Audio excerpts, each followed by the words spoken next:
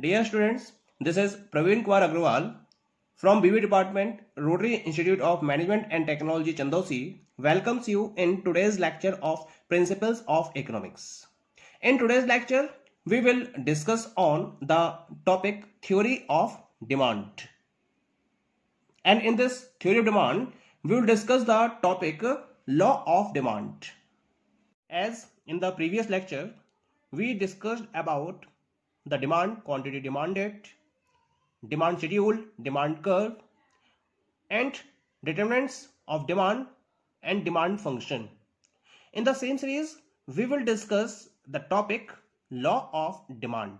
तो क्या होता है डिमांड का नियम, हमें ये स्टडी करना है इसमें. The law of demand states that other things being equal, the demand for a good extends with a decrease in price and contracts with an increase in price. In other words, there is an inverse relationship between quantity demanded of a commodity and its price, provided other factors influencing demand remain unchanged.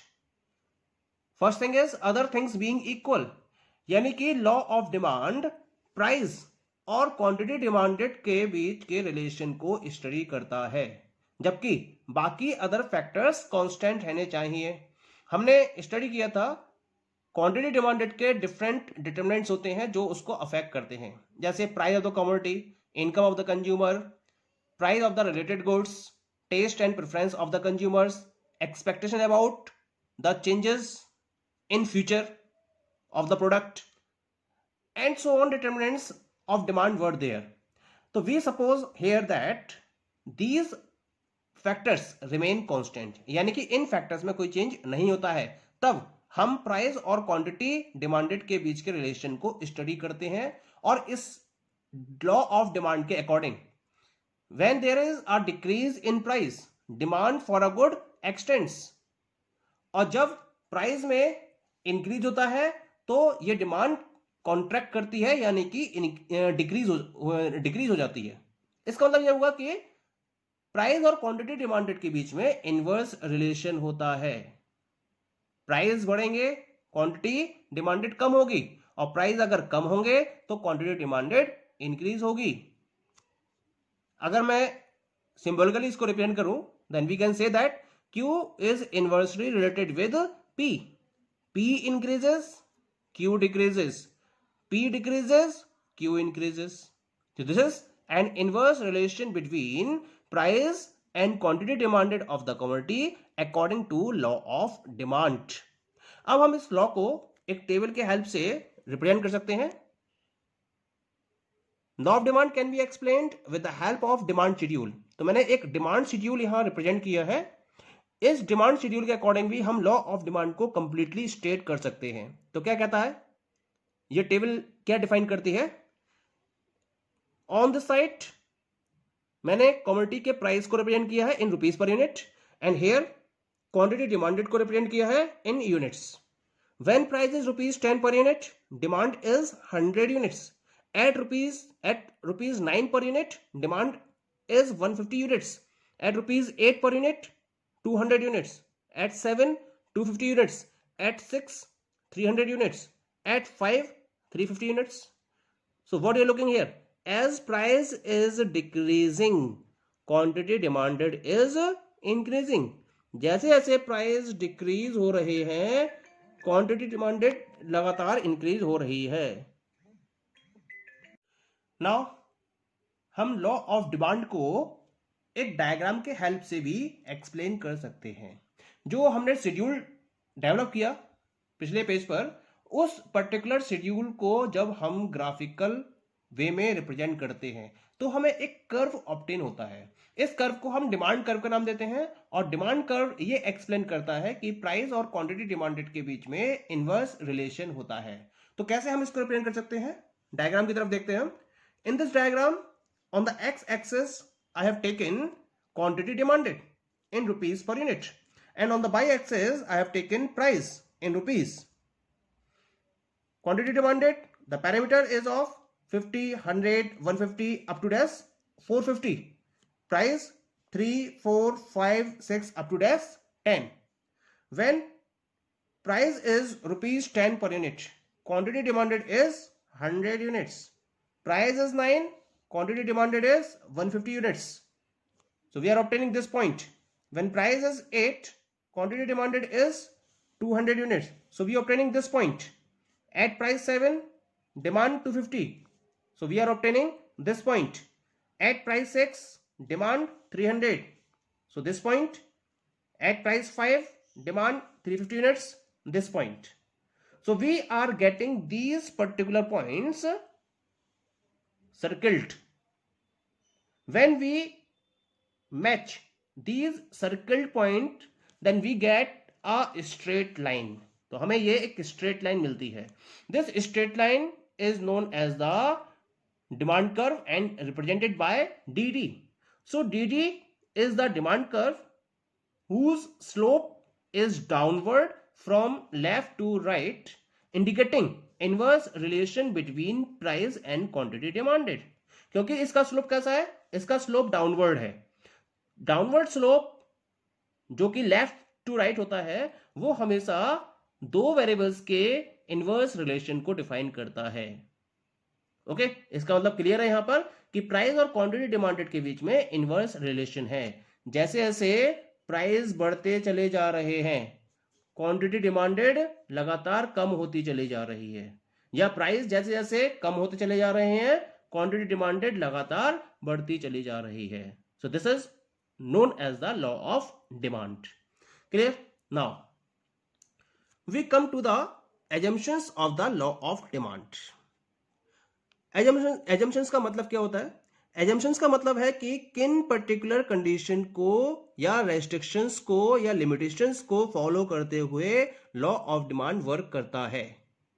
उन particular conditions की हम यहां बात कर रहे हैं जिनको हमें फॉलो करना होता है, तब ये लॉ ऑफ डिमांड वर्क करेगा, otherwise law of demand work नहीं करेगा. पहला देखते लेके चलते हैं. The first one is price of related goods must not be changed. ये हमने पहले भी स्टार्टिंग में स्टडी किया था लॉ ऑफ डिमांड के, कि other factors must remain unchanged. यानी कि जो उसके अदर फैक्टर्स हैं, उन अदर फैक्टर्स में पहला फैक्टर आता है रिलेटेड गुड्स के प्राइस. रिलेटेड गुड्स कौन कौन से होते हैं? Substitute goods and complementary goods.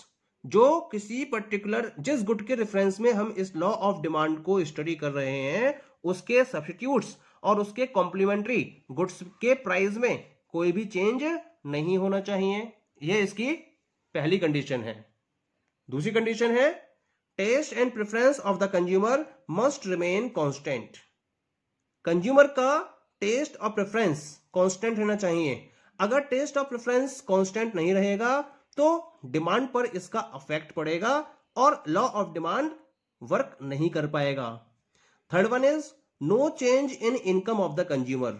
यानी कि जो कंज्यूमर्स हैं, इसके एग्जिस्टिंग कंज्यूमर्स हैं, उनकी इनकम में कोई भी चेंज नहीं होना चाहिए, क्योंकि अगर इनकम चेंज होगी तो भी ये law of demand properly operate नहीं कर पाएगा. Next one is no exception about change in the price of the commodity in near future. Near future में कमोडिटी के प्राइस में चेंज की कोई भी एक्सपेक्टेशंस कंज्यूमर में नहीं होनी चाहिए. अगर ऐसा होता है तो भी law of demand properly work out नहीं करेगा. No change in technology. यानी कि जो एग्जिस्टिंग टेक्नोलॉजी है उसी पर ऑर्गेनाइजेशन को वर्कआउट करना है. टेक्नोलॉजी में कोई भी चेंज नहीं होना चाहिए, या नई टेक्नोलॉजी के साथ में प्रोडक्शन की प्रोसेस को फॉलो नहीं होना चाहिए. And the last one is no change other factors. इसके अलावा जो भी फैक्टर्स बचे हुए हैं जिनको इन पर्टिकुलर पॉइंट्स में कवर अप नहीं किया गया है, उनमें भी कोई भी चेंज नहीं होना चाहिए, वो भी कांस्टेंट रहने चाहिए. तब जाकर law of demand properly work करता है और डिफाइन करता है कि प्राइस और क्वांटिटी डिमांडेड में इनवर्स रिलेशन होता है. Okay, now we move to the next topic.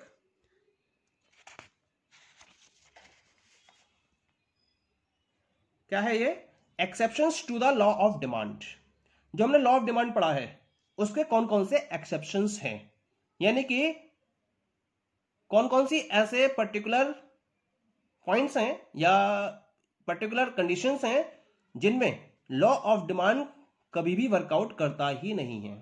Assumptions को हम अगर फॉलो करते हैं तो एजम्पशंस तो अलग हो गए, लेकिन एजम्पशंस के अलावा वो कौन कौन सी कंडीशंस हैं जहां law of demand properly workout करता ही नहीं है.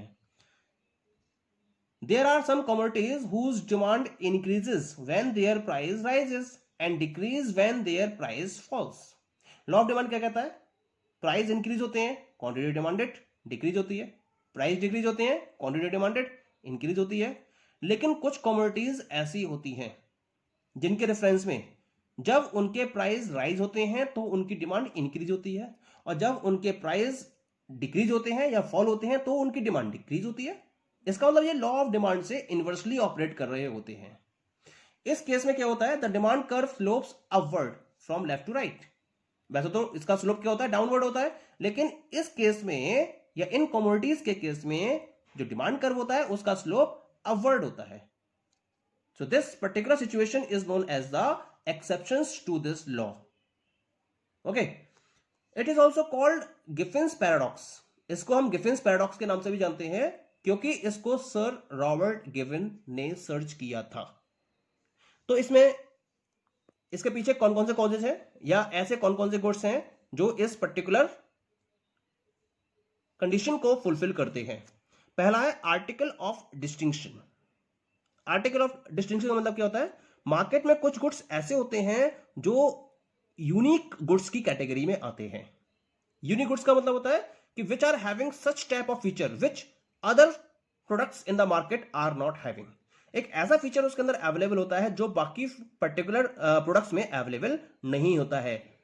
बेस्ट टेक्नोलॉजी होती है या बेस्ट क्वालिटी होती है या कुछ ना कुछ ऐसा यूनिक फीचर होगा उसके अंदर जिसके बेसिस पर वो अपने आप को बाकी प्रोडक्ट से डिफरेंशिएट करता है. ऐसे गुड्स को हम आर्टिकल ऑफ डिस्टिंक्शन की कैटेगरी में रखते हैं. ऐसे प्रोडक्ट के केस में अगर प्राइस राइज होगा तो उनकी डिमांड राइज होती है, क्योंकि यह समझा जाता है कि जितना ज्यादा महंगा प्रोडक्ट होगा उसकी क्वालिटी उतनी ही ज्यादा सुपर्ब होगी और उस केस में उसकी डिमांड उस पर्टिकुलर क्लास ऑफ पर्संस में उतनी ही ज्यादा होगी. Second one is ignorance. Ignorance क्या होता है? कुछ पर्टिकुलर प्रोडक्ट्स ऐसे होते हैं जिनको कंज्यूमर्स वर्थलेस समझते हैं अगर उनके प्राइसेस क्या होते हैं? लो होते हैं. इस केस में क्या होगा? ऐसे केस में जो लॉ ऑफ डिमांड है वो इनवर्सली ऑपरेट करेगा. And the last one is Giffen goods.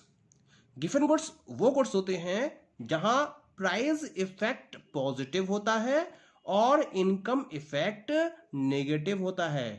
Price effect positive का मतलब प्राइस, ऐसे गुड्स के प्राइस जब बढ़ते हैं तो उनकी डिमांड राइज होती है और ऐसे प्रोडक्ट के प्राइस जब कम होते हैं तो इनकी डिमांड कम होती है. ये तो हो गया पॉजिटिव प्राइस इफेक्ट. और दूसरा होता है income effect negative. Income effect हमेशा पॉजिटिव होता है. जैसे अगर इनकम बढ़ती है तो डिमांड भी बढ़ती है और इनकम कम होती है तो डिमांड भी कम होती है. लेकिन गिवन गुड्स के केस में जब इनकम बढ़ती है तो डिमांड कम होती है और जब इनकम कम होती है तो डिमांड बढ़ती है. यानी कि इनकम इफेक्ट क्या होता है? यहां पर नेगेटिव होता है. ये वो इंफीरियर या लोअर क्वालिटी गुड्स होते हैं जहां प्राइस इफेक्ट पॉजिटिव और इनकम इफेक्ट नेगेटिव होता है. इस केस में भी लॉ ऑफ डिमांड वर्कआउट नहीं करता है. Okay, thank you.